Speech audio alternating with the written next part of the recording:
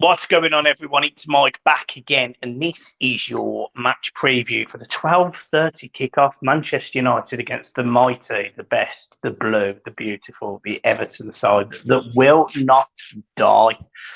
Michael Keane scoring screamers. Michael wearing all orange today with a grandad And cardigan. a pajama top. And we've got our John with us as well, who's decided to turn up today, but that's partially because he's terrified of flying, and we're going to Benidorm on Saturday. So here we go. I'm doing anything to calm my nerves. Blue Boys on tour. John, welcome back to the channel that we built together, and that you decided to leave in a heartbeat under mysterious circumstances. How do you think this game's going to go, John? I think it'll be tight, to be fair, only for the simple fact of the matter. Everton have got an identity about them. A bit like. Well, nothing. Carry on. What did you say? A bit like your ma. Brilliant. Yeah, I think they've got a bit of identity about them now, and unbeaten in 4 games, I think it is now. So we go there with confidence. You can see that the other night with Michael Keane having the confidence to shoot from there, and I just thought we could have had 9 men the other night, and I still think we would have got at least the equaliser. We got Michael. Tottenham are poor. I think Everton with a better team. And I think if we can take that mentality to Old Trafford, because, listen, they're not scoring loads of goals. They struggled against Newcastle the other week. They only won 1-0 the other night against Brentford. So I think it's a game we can go there and get at least a point to keep the unbeaten run going. Yeah, I don't disagree. I think it's going to be an interesting game, really. It's almost like the yardstick for Everton, because we went to Arsenal, we got done 4-0. We went to Chelsea, we managed to get a 2-2 draw. We should have beat Forest. So it's kind of like they're in between somebody that we haven't played away from home yet. If we can go there and get a point, if you'd have said to me before this little run of Chelsea, Tottenham and Man United, you're going to walk out of there with 3 draws, I'd have been happy. But weirdly, I would have probably preferred a win against Spurs and then a draw at either of them. So I would have preferred 4 points for obvious reasons. But, if Everton can go to Manchester United, and I'm not saying put their authority on the game, because I don't think we're going to have the authority on the game. But if we can just be plucky, defensively strong, resolute, solid in midfield, we can get a result against them. They've got Rashford, who's been outstanding recently, and to be fair to him, I feel like he's finally starting to come of age and show the quality that he's really got. But Everton have got some serious quality as well in the middle of the park. Tom Davies, fantastic footballer, and he'll come into this side and no doubt dominate that midfield fantastically well. Yeah, not a chance. I think James Garner should start, to be fair. I thought he'd done well when he come on. But going back to what you say about Rashford there, Michael, if we can stop him getting the chances that we know, he's capable of taking a lot of chances that he gets. And we've seen that, as you said, he's got this newfound confidence about him now and scored a lot of goals. If you can sort of mark him out the game and stay tight to him and stop him getting them chances, then, listen, our defence has looked a lot more resolute lately. It looks more solid, funny enough, with Michael Keane and Tarkowski being the partnership. So, listen, they are going to have their work cut out. There's no 2 ways about it. Rashford's running against Coleman down the left-hand side will be a worry for me. So we are going to have to probably double up on Rashford, because he does take the chances that he gets 9 times out of 10. But when it comes to the midfield battle, as you said, I know Decore's out and he will probably put Tom Davies in, but personally I've played James Garner there. If we can get our foot on the ball in the midfield, because Garner Gay's been really good the last couple of games. Iwobi's hot and cold. There's no in between with Iwobi. But if we can get him the ball and he can run at them, they can be a bit shaky at the back. We will get chances, I think. It's just whether we can take them with being light up front like we are. Yeah, and the other thing is, you've just mentioned about essentially chances. Big thing for Everton, set pieces, and you've got Martinez going up against James Tarkowski. Martinez has been an absolutely fantastic defender, really, since he's come in. A big jump for him coming to the Premier League, but he's been great for Man United. And he's going up against somebody that is as physical, but a foot bigger and, stronger, a bit wider. Yeah. He's going to have a really tough job at corner. So I absolutely think Everton will score this weekend. I think we will score, and I think it will be from a set piece. But it will be interesting to see how Man United cope with us physically in their box, because we are a handful. We do know about the knock-ons. I think you're going to see a Nana push forward. What we saw with Decore really is what happens is he stands on the goalkeeper and Tarkowski wins the header at the back post. Yeah. Well, I think you'll see that, but you'll see a Nana standing in front of the goalkeeper. So I think you're going to see a very physical, aggressive Everton side going up against a Manchester United side that, can mix it, but I don't think they can mix it to the same level we can. I think there's a really good chance we come out of this game with a draw. I really do. If you look at the way Everton are playing since Sean Dyche come in, Michael, we're strong. They're playing for the shirt. They're committed. And as I said, there's an identity about them. But what I like about it, Michael, two things. One, every player seems to know his job. And I've said this on previous videos gone by when we've had other managers. The players looked lost. He didn't know what they had to do. Going back to what you say about the set pieces and the corners, since Dyche has come in, before that, how many times have we sat there in Goodison, Michael, we struggled to beat the first man on the front post? Our set pieces were absolutely shocking. Since Dyche has come in, 9 out of 10 set pieces we get cause problems for the opposition. And, how many goals have we scored from set pieces this season, or, caused unrest in the opposition's defence? So if we do score, quite possibly it comes from a set piece. But another thing as well, we can get the ball wide to Dwight McNeil. He's put some great balls into the box lately since Dyche has come in. It's just a shame we haven't got the out-and-out striker there who can benefit from them. Because if we could have had the likes of Dominic Calvert-Lewin fit, with some of the service that's being put in the box from Dwight McNeil, Michael, Dominic Calvert-Lewin could have easily scored 4, 5, 6 goals since Dyche has been here, because the quality that McNeil puts in the box is a lot better than what we've seen under previous managers. So Dwight McNeil's got a new lift. He's got a new spring in the step since the manager come in. Michael Keane probably looks like the player he was when he first come in. Solid, winning headers, scoring goals, reading the game better. And he's formed this good partnership with Tarkowski. Tarkowski looks a better player playing alongside Michael Keane. So the defence looks more solid. We're causing the opposition problems on set pieces, and we are creating chances. It's just a shame, as I say, we haven't got that out-and-out striker. So we are more resolute at the back. It's harder for teams to score against us, and we're creating chances. So straight away, that gives you more of a chance going to Old Trafford than what it would have done 2-3 months ago.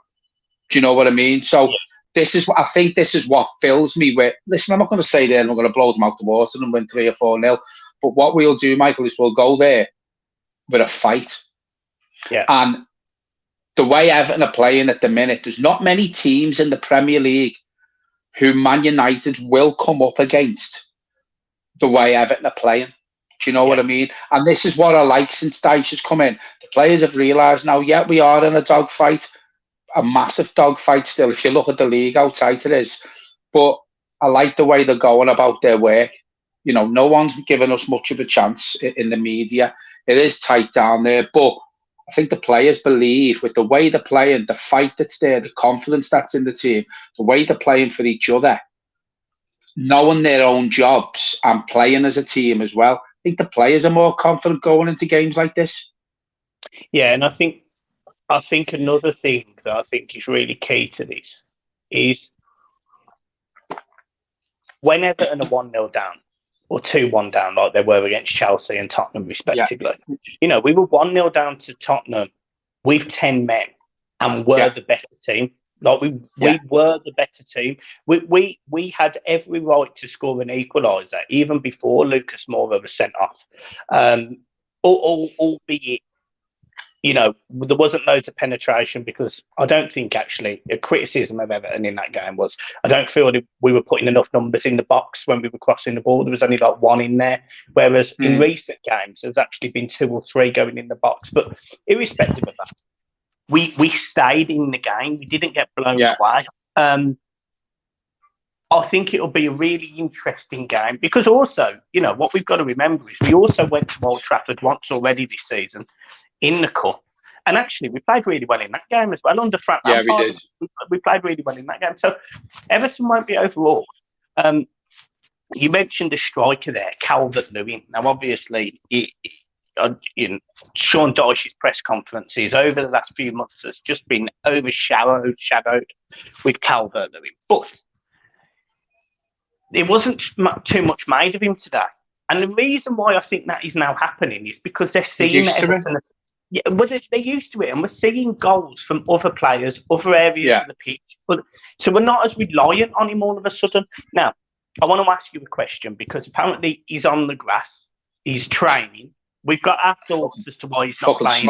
Smoking the fucking grass. What? Would he start? If he's fit, does he start? Does he walk into your team? Well, yeah, I think he does. For the simple fact of the matter is, a half-fit Dominic Calvert-Lewin is better than a Neil Maupay. Personally, I'd like to see Ellis Sims playing. With a two up front, play Ellis Sims and Damari Gray. Even I don't know, but I think obviously Dominic Calvert-Lewin, if he's fit enough, he should play, and he would walk in the team because as I go back to what I was saying before with the service that's getting put into the box. Do you know if I think Sean Dyche, he's being very careful with Dominic Calvert-Lewin if he's injured. I won't say too much on my opinion about that because I've been shot down with my opinions about Calvert-Lewin. But let's just say he is injured, right? But he's fit enough to make the bench, right? In my opinion, any player that's fit enough to make the bench is fit enough to play. So start him. Give him an hour, take him off. Yeah. Ease him back in like that. Personally, we've said this on previous videos, and I'll say it again. All the scans come back clear. Even Sean Dyche has said that. So you, me, and everybody else does not know what's going on with Calvert-Lewin. He's been on the grass now for nearly 3 weeks, Michael, and Sean Dyche still hasn't put a timescale on it. I think Sean Dyche is getting a bit pissed off now with Calvert-Lewin, but also the questions about Calvert-Lewin. And to be honest with you, Michael, when I listen to the press conferences and the journalists are asking about Calvert-Lewin, it's pissing me off a bit because Everton are unbeaten in 4 now. We've got this new identity about us. Let's talk about the players who can be asked to play for the shirt, Michael. Let's talk about them players who, as you quite rightly said before, the last couple of games, we've gone a goal behind and we've pulled it back. That is not the Everton of a couple of years ago. When Everton went 1-0, 2-0 down, even 2-1 down, they were beat. The players looked beat. They knew they weren't going to get nothing back. And this is why I said about the newfound confidence now. When they do go 1-0 down, they believe they can get back in the game. And I think that's what you're seeing now. So let's talk about the 11 players who are on the pitch, on the bench, who are fit enough to play, who are really putting a shift in my opinion, Michael. Sean Dyche's words in his first press conference is he wants the players to come off that pitch with sweat on the shirt, and they're doing it. They're doing it, and it's something that they weren't doing under the previous manager. So let's talk about the players who are playing. Let's give them, some positivity the way they're playing and getting results for us. Against 10 men, we got an equaliser. Yeah, granted, Tottenham were poor, but years gone by, Michael, whether the opposition were poor or not, when we were down to 10 men, we don't get an equaliser. No. So, and this is the thing. This is what is making me more positive now that, yeah, we can get out of it. And as I say, Man United won't play many teams like Everton from now till the end of the season who will fight like Everton are. No. Let's just talk about our team. I'll go through my team first because I suspect they might be slightly different. I'll go with Pickford in goal. I'll go with Ben Godfrey at left back, Seamus Coleman at right back. 2 centre halves will be Keane and Tarkowski. I'll go in 2 with midfield, Garner and Onana. I'll go left wing. I'll go with Dwight McNeil. On the right wing, I'll go Alex Iwobi. And up front, I'll go Ellis Sims, but just behind Ellis Sims, in that sort of cam role, in between the two midfielders and the striker, I put Damari Gray in there, and I say to him, if you need to track back, you and Ellis Sims, you work with each other. To one of you tracks back, one of you stays forward, vice versa. And it would give Everton a constant but different threat, i.e. one will be pacing behind, the other one will be physical strength and ability. So for me, that's my team, 4-4-2. That's where I go. What about you, Jeff? I agree. I totally agree with the team you've just said. This, i.e. what I said before. You know, you go with the two up front, Michael, or as you say, one just behind, call it 4-4-2. Give Ellis Sims a go because we need someone to win headers. And, you know, I think it was, I can't remember, was it Chelsea when he come on? You know, he was strong there, you know, and when he come on, he won headers. So if we can have him and Damari Gray changing round and him flicking the headers on, you know, Damari Gray's capable of getting in behind the defence. So, yeah, when we've got the ball, play it like that. But as you quite rightly say, when they've got the ball and he's got to track back, we've also got Garner Guy to come and track back with him as well, because he's covering every blade of grass. Garner Guy. And to be honest, the reason why I don't feel like I need to put three in the middle, because people will say, Mike, you know, we'll get overrun in midfield, is simply because Iwobi and Damari Gray, Iwobi and Dwight McNeil put so many miles in the tank going backwards, helping the team defend. Iwobi has improved in that area, and Dwight McNeil has always done it. So, if I'm being completely honest, we don't need the three in the middle if they're going to come back and help. I actually think it hinders us. I actually think it means we play an extra pass that we don't need to. You know, there was a couple of times against Spurs where Renan had the ball and he's gone to spray the ball out wide and he's caught Garner in the middle of the park. There was a couple of times where he's played that long sort of diagonal across the floor and Garner's got in the way or stopped the pass. And if you take one of those players out, there's more room to be more expansive. And I think against the Manchester United side that have been hit and miss, don't quite have the solid identity at the moment that they did at the start of the season. They were fantastic at times, not necessarily at the start, but they were fantastic about 8 weeks ago. Manchester United looked really good, and I actually remember having a conversation with you about them finishing second to Arsenal. You know, that's how much I thought they'd impressed. They've fallen off a little bit, and I think that Everton can really use the physicality of Onana. I think they can use the guile of Gay, and I think they can use the pace that we've got into Damari Gray to really hurt United in the centre of the park. Yeah. I really, you know, people will sit here. I've been absolutely slagged off recently for being negative about Everton, about the club, about the board. And look, you will not change my opinion on the board. I can't stand them and I'd want them out. But there's no doubt that irrespective of you playing 4-3-3 or 4-2-4-4-2 in this game, every single one of those players will run their arse into the ground. And that is something that they didn't do under Frank Lampard. And that is why I'm actually going for an Everton 2-1 win tomorrow, Saturday. Let's pretend that was Saturday. Let's just cut that Friday bit out and let's go with Saturday. Everton win 2-1 at Manchester United. You've heard it here first, people. I go 1-1. I'm not going to be as confident as you, but just I know you've got to go out. But just before we end the video, what you've just said there about, you know, the players are trying and they're getting on with it and they know what's at stake. What I like about this Everton team and about Sean Dyche, Michael, is, and you mentioned the board, and we all feel the same about you, about the way the club's run and the people who are running it and stuff. But it doesn't seem to be affecting the players on the pitch, Michael, and it's not affecting Sean Dyche. And that's what I like. And this is what I've said on the video. Whatever they want to do, however they want to bring the club down and bring the fans down and shit stare about what the fans have apparently done, let them do it, because they won't win. They will not win. I'm not going to rant about the ball because every time we do it, it starts me. I won't talk about them. They don't deserve to be talked about. What I will say, there's them and there's the manager, his backroom staff, the players and the fans, and we're all in it together. Fuck them. But that's what you're not seeing at Tottenham. All the shit that's happening at Tottenham, it's affecting them on the pitch. It is affecting them on the pitch. Absolutely. You can see it the other night. You know, you listen to talk shite on the radio, and the Tottenham fans are coming on. Listen, I'd love Everton to be challenging for fourth place, and they still are. Some of the Tottenham fans, the way they go on, you know, he sacked the manager, blah blah blah blah, and all that. Whatever's going on at their club, you can see it rubbing off. Obviously, it rubbed off on Conte. Conte's rubbed off and rubbed the boards up and stuff. He's upset the players. I don't get how they have kept. I know we're going off the Everton thing, but I don't know how they've kept Conte's right-hand man. When a manager gets sacked, he normally takes his backroom staff with him. It's not going to work. That won't work at Tottenham. What I'm getting back to, Michael, is it's showing on the pitch that it's not a happy place to be. It's not a happy club. That's the difference for Everton. Got the boardroom split, but the managers, the backroom staff, the players and the fans, we're in this together. Fuck what goes on upstairs. And the players have realised that as well as the management.